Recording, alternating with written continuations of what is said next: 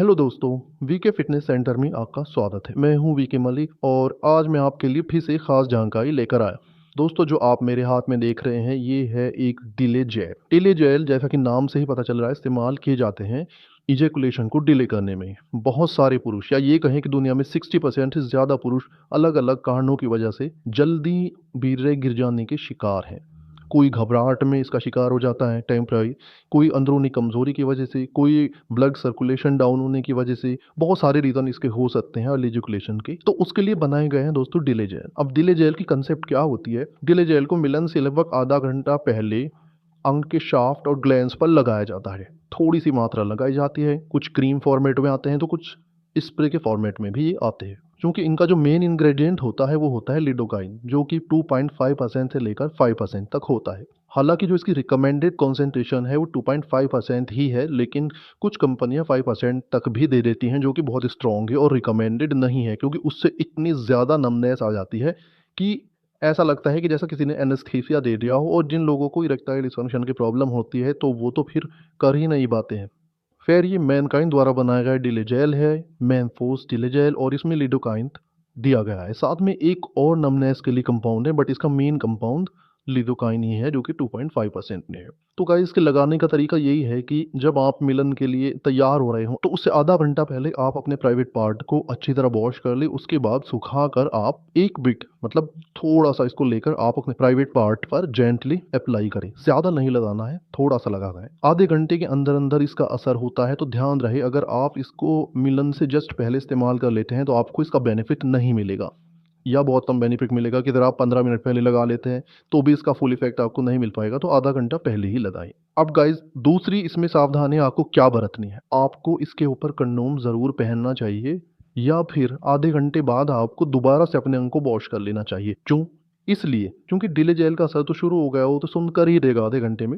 लेकिन अगर आप बिना कंडोम के इसको अपने पार्टनर के पार्ट में इंसर्ट करते हैं तो वहाँ भी नमनेस का इफेक्ट क्रिएट हो जाएगा, उसका पार्ट भी सुन होना शुरू हो जाएगा। नतीजा क्या होगा कि दोनों का जो एक्सपीरियंस है वो ख़राब हो जाएगा, आपका पार्टनर सेटिस्फाई हो ही नहीं पाएगा। तो इसलिए कंडोम चढ़ाना ज़रूरी है डिले जेल लगाने के बाद, या फिर आपको इसको धोना चाहिए आधे घंटे के बाद। तो डिले जेल प्रीमेच्योर इजैकुलेशन की एक अच्छी मेडिसिन है। जिनको बहुत ज़्यादा नीड है वो इसका इस्तेमाल कर सकते हैं, लेकिन दोस्तों इसके थोड़े से लेकर पोटेंशियल तक साइड इफ़ेक्ट्स भी हो सकते हैं, ये भी ध्यान रखिए। अब आप सुन लें कि क्या क्या साइड इफ़ेक्ट्स हो सकते हैं। कुछ लोगों को इससे इचिंग भी हो सकती है, कुछ लोगों को बर्निंग सेंसेशन भी हो सकता है, कुछ लोगों को टिकलिंग सेंसेशन भी इससे हो सकते हैं। साथ ही साथ कुछ लोगों के प्राइवेट पार्ट में ज़्यादा नमनेस हो जाती है, जिससे उनको इरेक्शन मेंटेन करने में प्रॉब्लम होती है। और इरेक्टाइल डिस्फंक्शन के रोगियों को तो ये इस्तेमाल करना ही नहीं चाहिए। अब कुछ मेजर साइड इफ़ेक्ट्स भी आप सुन लीजिए। एक बीमारी होती है जो बहुत रेयर है, कुछ ही परसेंट मतलब ऐसे लोग होते होंगे जिनको ये प्रॉब्लम हो जाती होगी इससे। उसमें होता क्या है कि स्किन में ऑक्सीजन लेवल बहुत डाउन हो जाता है, स्किन नीली पड़ जाती है और मतलब चक्कर आना, इस तरह की प्रॉब्लम्स हो सकती हैं। खैर, ये तो एक बहुत रियल साइड इफ़ेक्ट है। लेकिन साथ में एक बड़ा साइड इफ़ेक्ट ये हो सकता है, अगर आप इसको रेगुलर इस्तेमाल कर रहे हैं, कि आपके अंग में जो सुनपन आया है वो परमानेंट भी हो सकता है, या सेंसेशंस बहुत कम हो सकते हैं। अब जिन सेंसेशंस को एक टाइम पर आप कम करना चाह रहे थे ना, उन्हीं के लिए फिर आप तरसना शुरू कर दोगे कि मेरे प्राइवेट पार्ट के सेंसेशंस क्यों घट गए, अब मैं खुद को प्लेजर कैसे दूँ।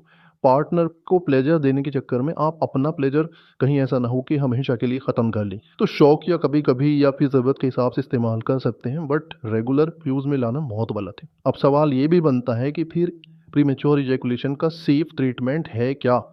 सबसे पहले तो मैं ये बता दूं कि जो जल्दी गिर जाने की समस्या होती है वो मोस्टली साइकोलॉजिकल होती है। मतलब ये इसका कनेक्शन दिमाग से होता है ज़्यादा। जैसे कि जो कम उम्र के एडल्ट लड़के होते हैं, अक्सर वो शीघ्र पतन की शिकायत करते हैं, क्योंकि उनके अंदर उत्तेजना ज़्यादा होती है और जिस वजह से उनका वीर्य जल्दी गिर जाता है। वो सेंसेशंस को दिमाग का इतना हावी कर लेते हैं कि उनको इस तरह की प्रॉब्लम हो जाती है। तो इसके लिए बहुत सारे सेक्सोलॉजिस्ट एक चीज़ सजेस्ट करते हैं कि भाई, अगर आपको पार्टनर के साथ मिलन करना है और आपको डर है कि आपको अर्ली डिस्चार्ज हो जाएगा, तो आप पहली बार में मास्टरबेट करके इजैकुलेशन कर दें। तो सेकंड टाइम में जब आप पार्टनर के साथ इंटरकोर्स करते हैं तो आपकी टाइमिंग ऑटोमेटिकली बढ़ जाएगी और इजैकुलेशन देर से होगा।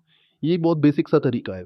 दूसरा इसका साइकोलॉजिकल जो ओवरकम करने का तरीका है अर्ली डिस्चार्ज, वो है कि आप अपने माइंड को डिसेंट्रलाइज़ कर लें। फ़ोकस ही ना रखें कि आप जो क्रिया कर रहे हैं उस पर इतना ध्यान ना दें, बल्कि अपना ध्यान भटकाएँ। इससे भी अर्ली डिस्चार्ज की प्रॉब्लम को ओवरकम किया जाता है, क्योंकि इससे सेंसेशंस अपने आप कम हो जाता है। इससे जो माइंड को सिग्नल्स जाते हैं वो कम जाने लगते हैं और टाइमिंग बढ़ जाती है। तीसरा इसका तरीका है स्टार्ट एंड स्टॉप टेक्निक। जी हाँ दोस्तों, जैसे ही आपको फील हो कि आपका इजैकुलेशन होने वाला है, तो आप रुक जाएं और कुछ देर रुकने के बाद आप फिर से स्टार्ट कर सकते हैं। ये एक बहुत वाइडली यूज होने वाली टेक्निक है और इस टेक्निक को काफ़ी सेक्सोलॉजी सजेस्ट करते हैं, काफ़ी साइकोलॉजी सजेस्ट करते हैं और बहुत सारे कपल इसको प्रैक्टिस में लाते हैं। चौथी जो टेक्निक है वो है कीगल एक्सरसाइज। जी हाँ दोस्तों, कीगल एक्सरसाइज के कुछ फुटेजेस मैंने वीडियो के साइट में डाल दिए हैं। इसमें क्या होता है कि पेल्विक फ्लोर की उन मसल्स को एक्सरसाइज कराई जाती है जो यूरिनेशन को कंट्रोल करती हैं। जब आप यूरिनेट करते हैं तो कुछ मसल्स कांटेक्ट करके आप बीच में ही यूरिनेशन को स्टॉप कर सकते हैं। जी हाँ दोस्तों, यही वो मसल्स भी होती हैं जो इजैकुलेशन को भी किसी हद तक कंट्रोल कर सकती हैं।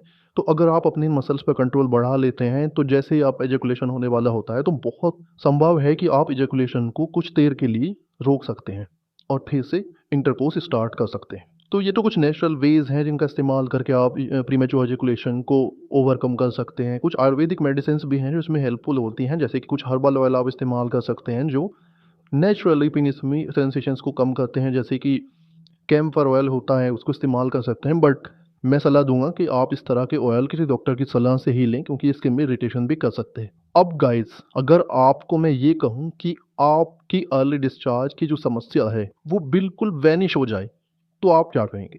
मतलब आपका मन करे कि आप 3 घंटे करें तो 3 घंटे कर सकते हैं, 1 घंटे करना चाहे तो 1 घंटे कर सकते हैं, और जिस भी मोमेंट पे आपको लगे आपका पार्टनर सैटिस्फाई होने वाला है तो आप सिलिकॉन कंडोम को उतार कर उसके साथ सिंक्रोनाइज हो सकते हैं और उसके साथ साथ इजैकुलेट हो सकते हैं। तो क्या ही बढ़िया बात होगी ना। मतलब है ना कमाल की चीज़। और वो कमाल की चीज़ है ये सिलिकॉन कंडोम, जिनको टाइमिंग कंडोम भी कहा जाता है। गाइस, सिलिकॉन कंडोम बिल्कुल असली पुरुष अंग की तरह बनाए जाते हैं, असली खड़े पुरुष अंग की तरह इनको बनाया जाता है। आप देख सकते हैं इन पर नसों का डिज़ाइन है और देखिए बिल्कुल रियलिस्टिक है, स्ट्रेचेबल है। इनको कितना भी खींच लो ये फटते नहीं आसानी से।